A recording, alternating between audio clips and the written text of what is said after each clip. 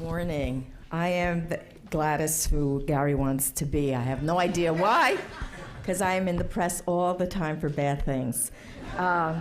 So I represent, and I think the reason I was invited was that I run a very large system of 7,000 employees, $2 billion budget, run the child welfare, juvenile justice, and early care and education system in the city of New York. And the city of New York has embarked since 2006 to implement evidence-based interventions. We started piloting in our child welfare and juvenile justice system, and every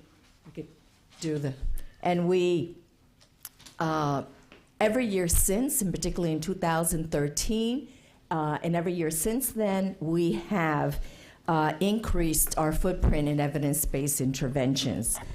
We did so in a very intentional way because we wanted to improve outcomes. What we were doing was not working. When we started doing, and I started doing this work, we had over 40,000 children out of home placement and foster care. Today, we have under 10,000 young children in foster care and out of home placement. We've had huge declines, not only in foster care placement, but huge declines in juvenile justice placements too.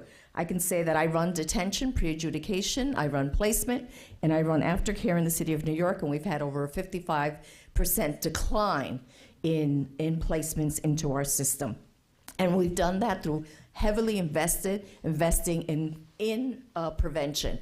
We have, and these are the outcomes we wanted, and these are the evidence-based models, what we were looking for, what we needed in order to accomplish the outcomes that we wanted to see. We can move the next one. And our focus is really in reducing repeat maltreatment and reducing out-of-home placement and really improving well-being outcomes.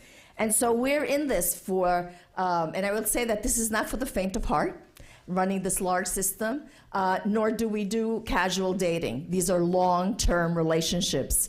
We spend over $80 million in these evidence-based models and growing every year. This year in this budget, I received another probably about $25 million to even increase our investments in evidence-based interventions.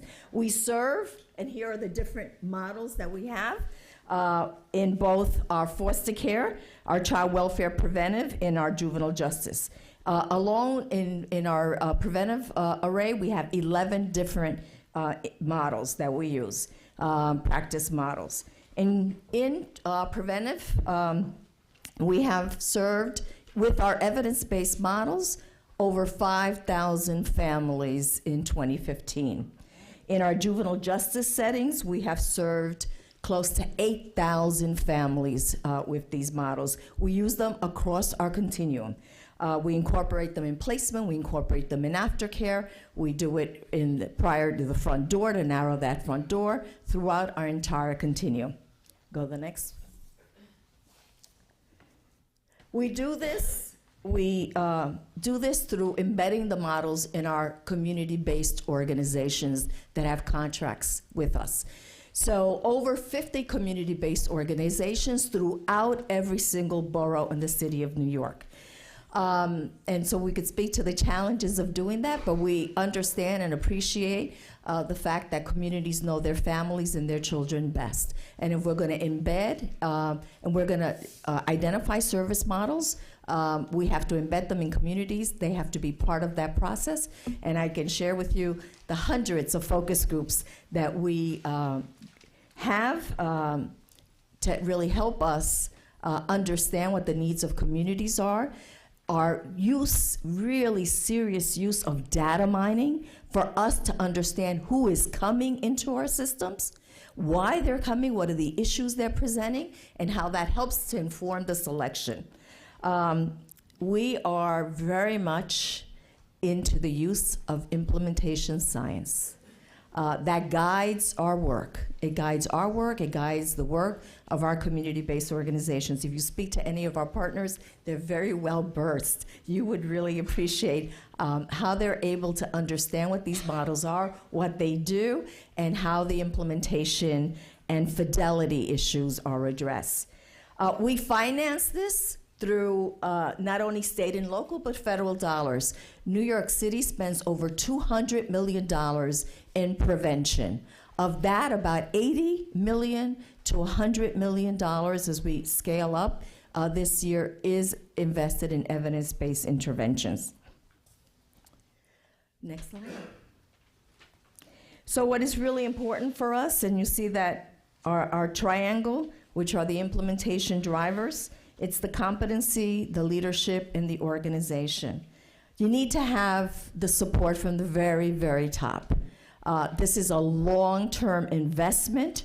This is a collaboration. This is a partnership. That's why we're in this for the long term.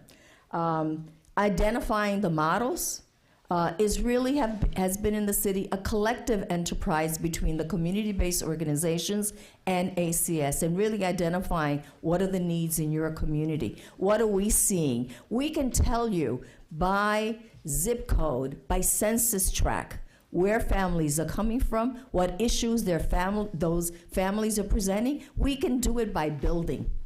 And we provide that information. And so based on what we're seeing, who's coming into our system, we then select what are the right interventions, and we do that together. So let's move to the challenges. Let's focus on our challenges, which are many. Our challenges are many. The matching between what the identified need is, what is it that we want to impact on, and what is the right model. The referral process, that identification, then referral process.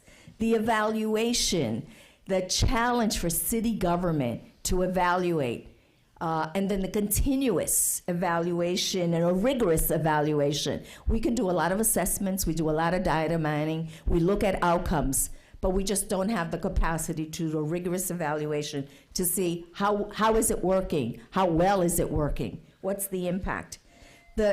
Certainly in a city like New York City, the changing demographics, the new immigrants, the population shifts, language, 127 different languages, the issue of culture. The money, this is expensive. It's more expensive. It's really than any other of the services we provide. So what do my budget people want? They always want a cost-benefit analysis, right? How can I justify spending $100 million in evidence-based interventions? What are my outcomes? Implementation challenges. The fidelity. Implementation and fidelity are two different things. Measuring success and the role definition. Challenges of developers coming in and telling us what is best for our system, for our families, for our communities. So despite those challenges, we have seen tremendous improvement in our outcomes, in the reduction of repeat maltreatment, the reduction of children coming into our system, the shortening of lengths of stays, improvement in well-being are all of the changes that we have seen in a system as large in New York City, where in a year we do 55,000 investigations of abuse and neglect in 1 year. So I will end there and prepare to answer any questions you have. Thank you.